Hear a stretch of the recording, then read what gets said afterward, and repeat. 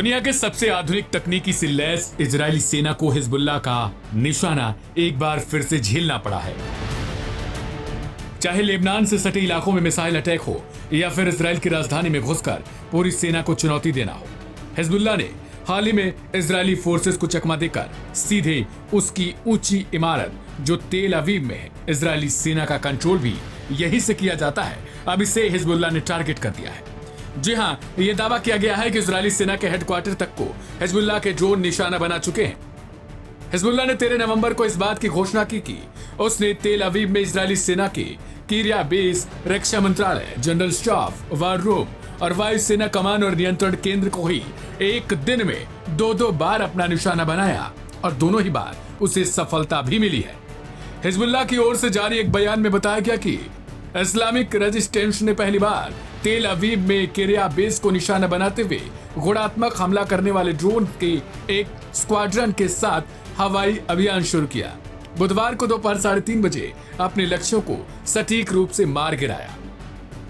इतना ही नहीं, हिजबुल्लाह की ओर से एक और बयान जारी किया जाता है और जानकारी दी जाती है कि हिजबुल्लाह ने शाम 6:15 पर किरिया बेस पर दूसरी बार कादर 2 बैलिस्टिक मिसाइलों से हमला किया, जिसने लक्ष्यों पर सटीक निशाना बनाया।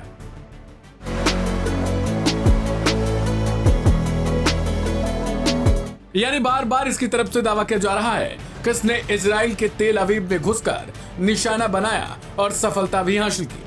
हालांकि इस खबर को इजरायली मीडिया ने नकार दिया है। इजरायली मीडिया की ओर से एक जारी बयान में कहा गया कि फिलहाल इस बात का कोई संकेत नहीं है कि कोई ड्रोन मध्य इजराइल तक पहुंचा या सेना मुख्यालय के पास आया। यानी पूरी तरीके से इजरायली मीडिया इस खबर को झूठ बता रही है और प्रोपेगेंडा बता रही है।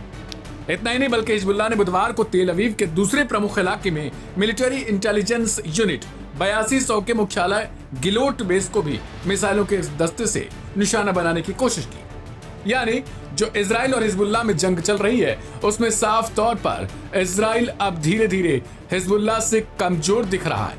और ये कहना गलत नहीं होगा कि फिलहाल हिजबुल्लाह के जब से चीफ के रूप में नईम कासिम को जिम्मेदारी दी गई है, तब से हिजबुल्लाह और ज्यादा ताकतवर और ज्यादा उत्साह के साथ लड़ता हुआ नजर आ रहा है।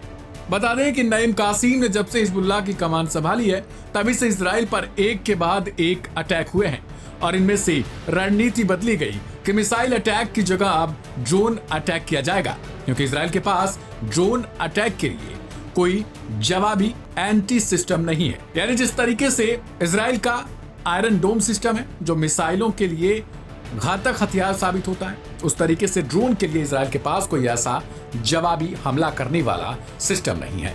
इस रिपोर्ट में इतना ही। बाकी की तमाम अपडेट्स के लिए सब्सक्राइब करें लाइव हिंदुस्तान।